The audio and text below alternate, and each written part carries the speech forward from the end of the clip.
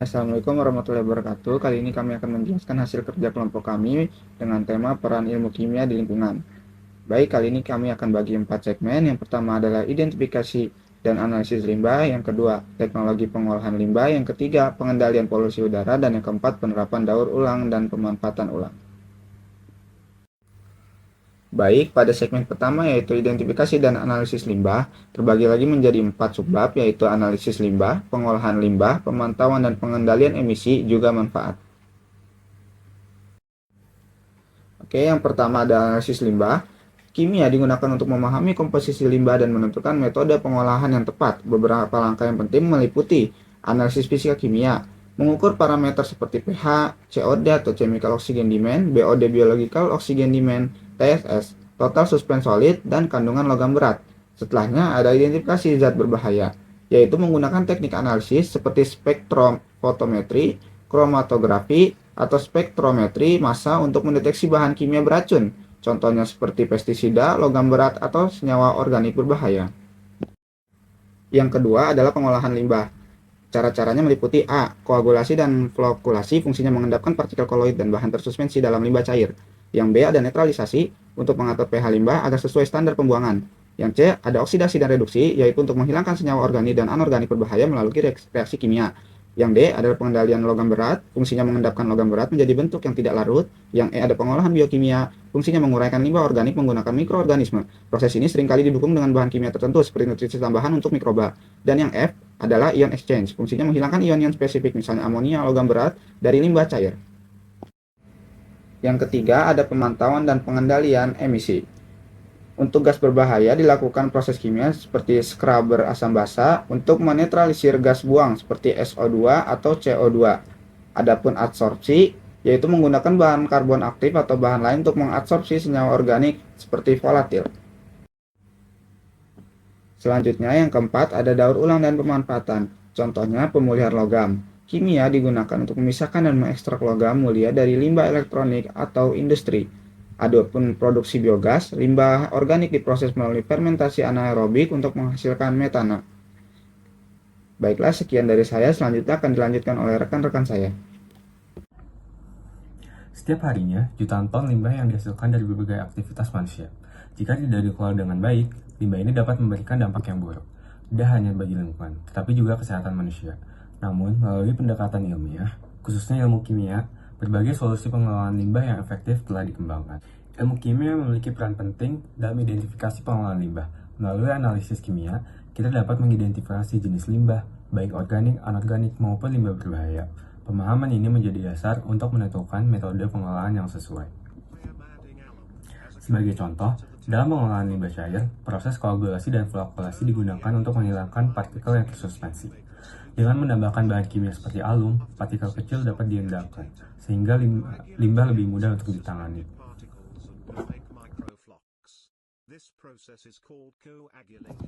Selain itu, proses absorpsi menggunakan karbon aktif memungkinkan penerapan zat berbahaya seperti senyawa organik dan logam berat. Teknologi ini sering diterapkan dalam industri untuk mengolah limbah cair agar aman dibuang ke lingkungan. Ilmu kimia juga memainkan peran penting dalam pengendalian sifat fisiokimia limbah seperti pH. Limbah cair yang bersifat asam atau basa dapat dinetralkan dengan menggunakan bahan seperti kapur atau asam sulfat, sehingga limbah tidak membahayakan ekosistem. Di sisi lain, pendekatan biokimia seperti bioremediasi memanfaatkan mikroorganisme untuk menguraikan polutan organik. Teknologi ini menawarkan solusi yang alami dan lebih ramah lingkungan. Lebih jauh, ilmu kimia juga memungkinkan pengolahan limbah yang berorientasi pada berkelanjutan. Contohnya, limbah plastik dapat diubah menjadi bahan dasar melalui proses pirolisis, sementara limbah organik dapat diolah menjadi biogas sebagai sumber energi yang terbarukan. Jadi, melalui pemanfaatan ilmu kimia, teknologi pengolahan limbah tidak hanya mampu meminimalkan pencemaran, tetapi juga mendukung keberlanjutan lingkungan. Dengan pendekatan ini, kita dapat menciptakan masa depan yang lebih bersih dan berkelanjutan. Nah, selain dari hal-hal yang sudah dijelaskan tadi, kimia juga memiliki peran penting loh dalam pengendalian polusi udara. Seperti kita ketahui, polusi udara adalah salah satu masalah lingkungan terbesar yang sedang kita hadapi saat ini. Polutan seperti karbon monoksida, nitrogen oksida, sulfur dioksida, dan bahkan partikel-partikel halus lainnya itu dapat membahayakan kesehatan manusia dan juga merusak lingkungan. Polutan ini berasal dari berbagai sumber kendaraan seperti kendaraan bermotor, industri, dan pembakaran bahan bakar fosil. Nah, disinilah ilmu kimia memiliki peran penting untuk mencari solusinya. Pertama, kimia membantu kita untuk menganalisis polutan di udara. Dengan menggunakan alat seperti spektrofometer massa atau kromatografi gas, para ilmuwan dapat mengidentifikasi jenis dan konsentrasi polutan. Informasi ini sangat penting untuk menentukan langkah pengendalian yang tepat dan efektif. Tanpa analisis ini, kita tidak akan tahu bagaimana cara mengatasi polusi secara akurat. Selanjutnya yang kedua, ilmu kimia juga berperan dalam teknologi pengendalian emisi. Contohnya di industri kendaraan bermotor misalkan. Katalis 3 arah digunakan untuk mengubah gas berbahaya seperti CO dan NOx menjadi gas yang lebih aman seperti karbon dioksida dan juga nitrogen. Proses ini adalah hasil dari penelitian kimia katalitik yang sangat canggih, yang memungkinkan kita untuk mengurangi emisi gas beracun dengan signifikan. Selain itu, kimia juga membantu dalam penyerap polutan. Misalkan teknologi scrubber. Teknologi scrubber digunakan untuk menghilangkan SO2 dari asap pabrik. Proses ini melibatkan reaksi kimia antara SO2 dan larutan basa seperti kalsium hidroksida yang menghasilkan produk yang aman seperti gipsum.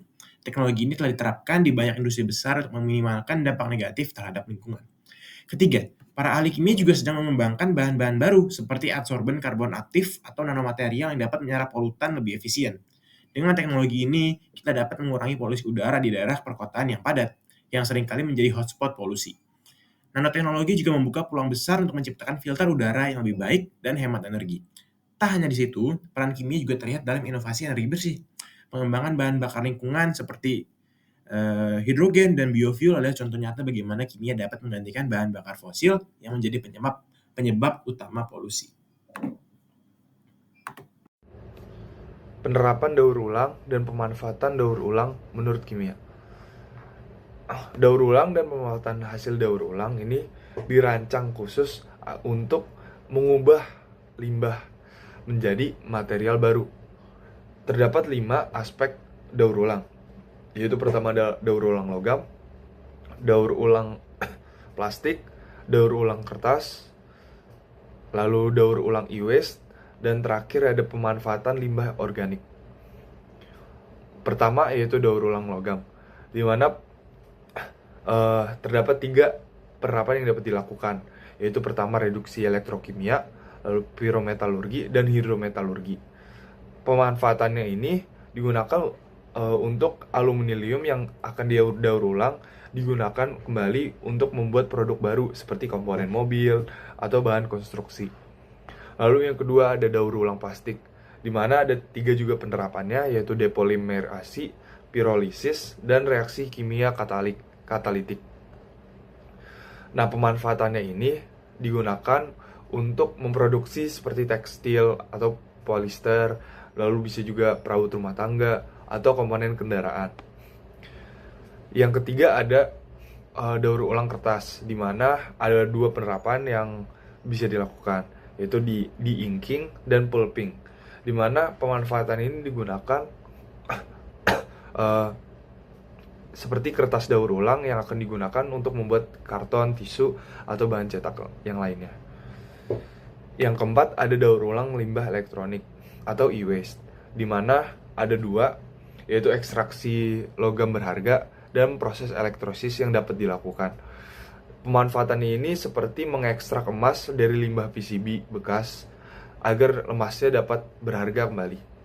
Lalu yang kelima ada pemanfaatan limbah organik, di mana ada 2, yaitu penerapannya yaitu fermentasi anaerob dan produksi kompos, di mana pemanfaatannya digunakan sebagai pupuk organik atau sumber energi terbarukan. Itu saja dari saya, terima kasih.